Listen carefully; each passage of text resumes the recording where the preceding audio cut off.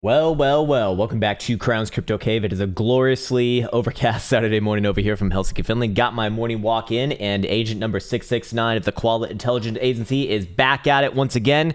And Bitcoin hitting our short-term, medium-term targets from yesterday's video. Not bad, and did come up with a shorts video yesterday as well, and followed up on that, and we have already arrived at the next set. So with that in mind, let's get back into it with Krown Chain application, which can be found at app.krownchain.net. I also forgot to wish you the best and the happiest. It's my...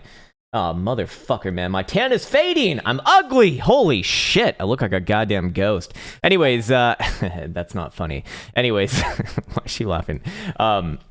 What can we see over here on the Krown Chain application, which, by the way, is 100% free? You can find a link description below as well. Well, we do see that Bitcoin dominance rising a little bit, like we did say was likely over the past couple days here, and I expect that that will continue to rise a little bit on this next move. However, remember that we did see the reversal on this one about a week and a half, or maybe it was even 2 weeks ago now, and so I would be looking for that I would be looking for this next move to the upside on Bitcoin dominance specifically to very likely put in another lower high, and we continue on with the overall downtrend. Anyways, with that in mind, Fear Ingredient X also at a 71, which is still within the greedy zone. We've actually maintained it here for the longest time in quite some time, actually. And it should be known also as well that Cello, what the fuck is this thing? I don't know. It went up 51% though, so maybe that's of relevance to you or not. But into the market data tab we go, because there is more important things going on right on over here. And what do we see? We do see a little bit of an exchanges net flow, taking out some Bitcoin from exchanges. More importantly, we do see that global funding rate is still nothing concerning at all, which is very interesting to myself because, you know, after like a $21,000 rally on Bitcoin, which is like, what, a 56% move off the lows,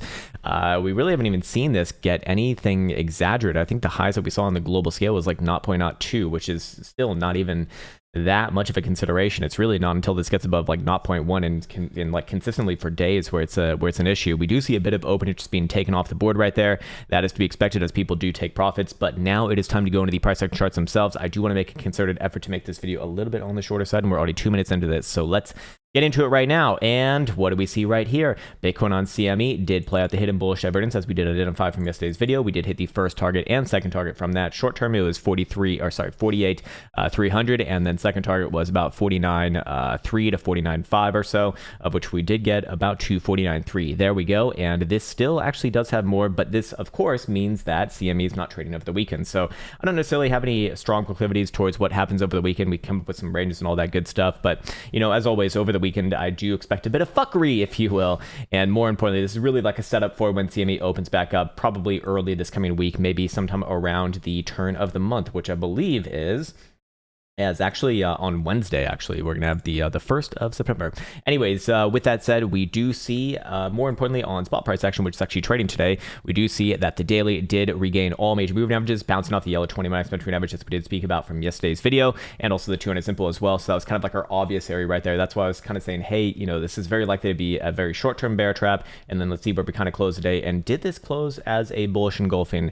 No, it did not close as a bullish engulfing, but it's good nonetheless, more importantly. We saw all major moving averages with positive slopes still, and most importantly with all of this, volatility is still on the floor over here. I really want to see BBWP get above the moving average on this, and then the moving average get a positive slope alongside essentially, well, this trend continuation, as we did just get another higher low right here. And actually, do we have, oh yes, we should have right here. Now this one's not going to be identified by Caretaker's RSI in its current format, but it will if we do close above yesterday's high essentially. But we actually will have 1, 2, 3 drives of hidden bullish divergence come off the lows right here. So again, trend, volatility, momentum, that fucking simple. But we can go into some more TA nerd stuff here anyways, because why the fuck not, man? It's an easy Saturday, I suppose. And we can go down to the short-term timeframes right here and kind of come up with some ranges for the day to come. Anyways, with that said, it should be known that on the short-term timeframes, you know, while I do potentially maybe expect some fuckery going on over the weekend, we do potentially have some hidden bearish divergence in play right here if Bitcoin does confirm a local high on 4-hour timeframes and lower than that. I think the ranges might even be a little bit easier to see on the hourly right here. And like I did say earlier, because Bitcoin did break out of the 48,300-ish level from the very short-term timeframes yesterday, it's actually more around, yeah, it's actually about 48.3. I would be using this as a bit of a pivot short-term, meaning that, you know, over the weekend, can we have some washouts down there? Can we have a bit of hunts down there? Yes, of course. It looks like we already kind of had a bit of a hunt already in the early morning hours at 48,680. However, as long as we're above this level right here, I don't really look at this as anything too concerning, meaning that, you know, again, weird things happen over the weekend, but as long as this is not violent, especially even on like a 2-hour closure, maybe even on an hourly as well, I would be looking for this to essentially float its way sideways and up, very likely into the early week of this, you know, of this coming, I guess, week, I suppose. Anyways, we also see that this pullback is coming in, or the sideways consolidation is coming in on declining volatility. Good. That is suggestive that this is going to be more or less healthy, but it should also be known that Bitcoin actually did not close. It did not make new highs actually above its 26th of August highs right here. That was 39,750 and a half on a wick basis versus 39,331 and a half. Let me just double check. Yep. Okay. That's about $40 less. And then obviously on a closing basis, actually a little bit higher than there, which actually does matter more in my experience, but still, you know, over the weekend, wouldn't be surprised to see a bit of sideways in this region. And how will you know that Bitcoin's actually breaking out once again? Well, actually pretty damn obvious right here on an hourly, any sort of a closure above about 49,350 or so. And I would be looking for Bitcoin to extend the short-term move all the way up to the last little breakdown point right here, basically about 50,000 bucks. Does Bitcoin have a very short-term pullback from that region? Likely yes, but ultimately I don't suspect that you're going to see any sort of like major pullback until 51,000 bucks on the board, somewhere between about 51,000 to 51,500. This blue box territory right here. That's where I would be expecting a bit more of a short to medium term pullback from that region, and then I really want to see where the weekly and monthly kind of align towards, depending upon where we kind of come at that from that territory. Anyways, for what it's worth right now, 12-hour Joule has, hey, god damn it, whoopsies. Whoopsies, there we go.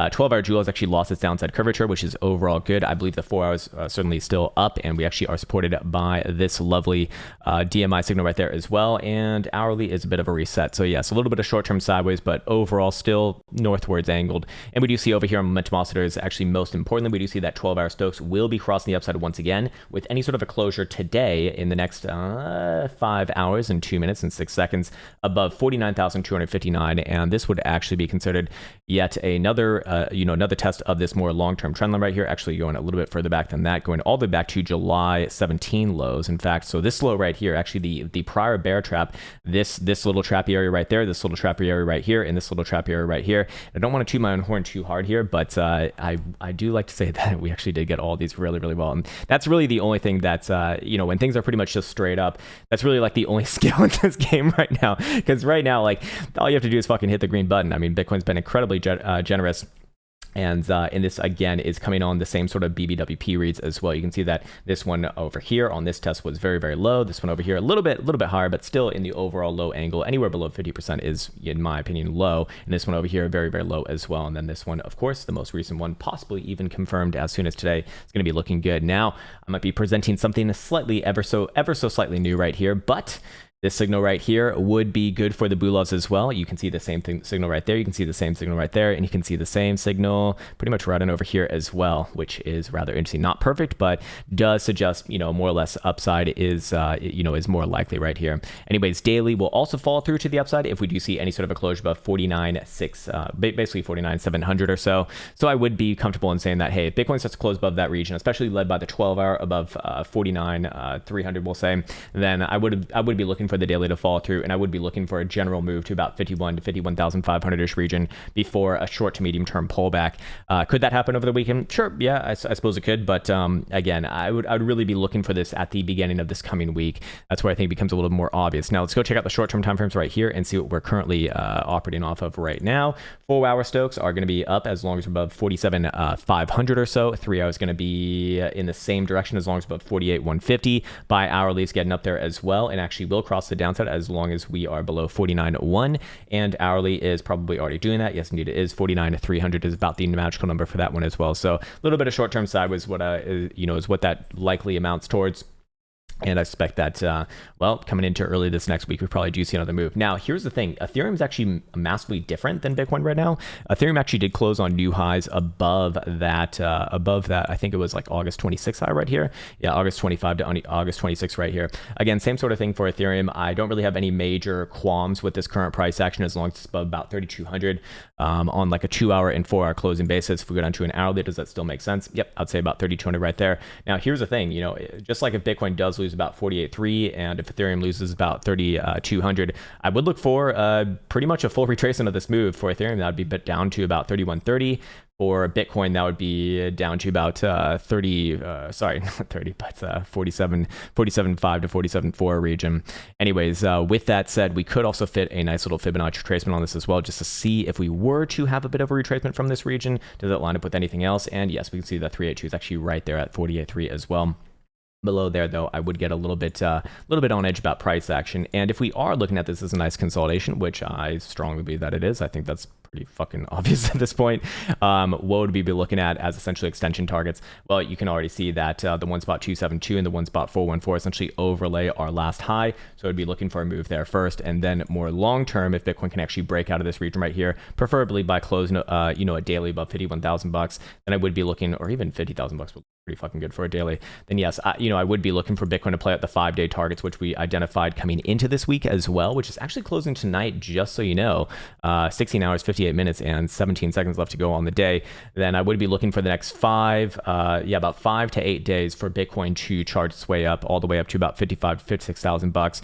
There's going to be ebbs and flows along the way, obviously, but again, if that criteria is met, then yes, that would be my next sort of extension of those targets. So you can see them kind of go one by one, overlaying them from short-term timeframes, medium-term timeframes, and higher-term timeframes, as I suspect that there's all kinds of people on all sorts of different timeframes. But again, understand that if you are a trader, or like you're not just watching this content for for fun, I suppose, which I don't know why would you watch this for fucking fun?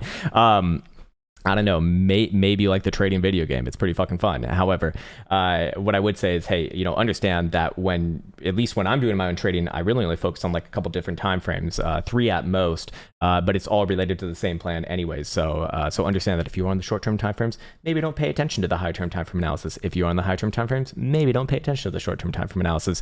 It'll only just muddle the picture, just as a general aside right there. Anyways, of course, you're a fucking free human being, so do whatever the goddamn fuck you want to do, which, why did I even need to use all those alliterations of cuss words right there? I didn't need to do that. Apologies on that one, but again, the 5-day I think was rather clear. Again, we did see this more or less confirmed. I think it was earlier this past week, and this is still coming in on rising volatility. Again, 5-day Joule still fine, and 5-day RSI consolidating around the bullish control zone more or less good.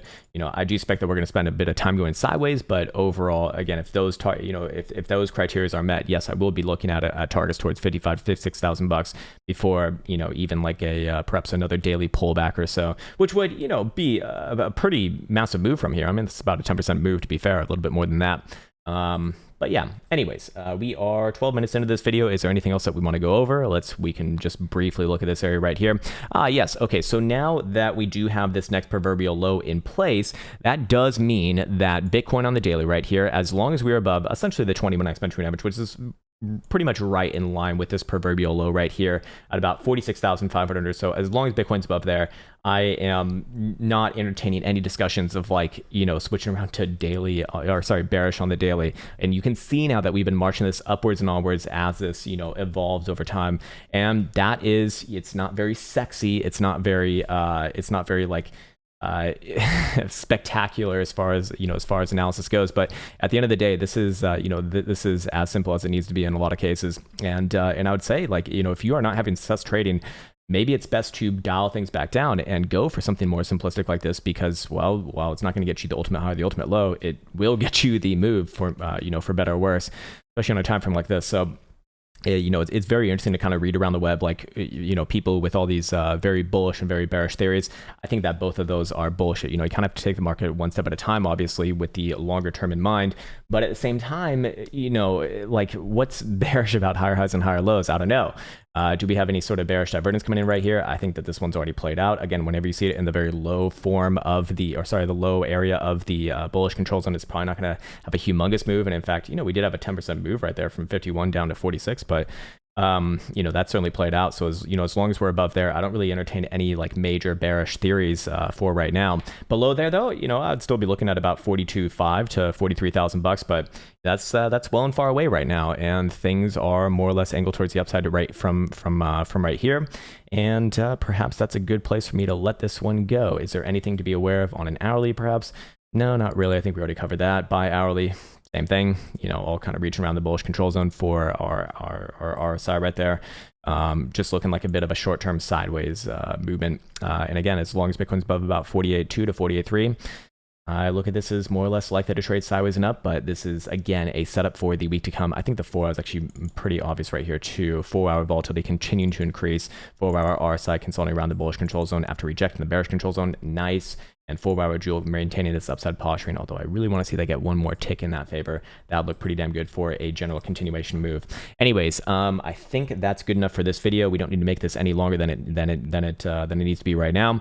Hope this one serves you well. I'll be back on tomorrow. Maybe do some more long-term analysis tomorrow, as we'll perhaps have more interesting things to be talking about. Maybe go over fucking Fidelity's 100 million or 10 million or whatever the hell their target was for Bitcoin. It's rather interesting. They're like the new hopium dealers here. But with that said, I salute you. Take care. And until next time.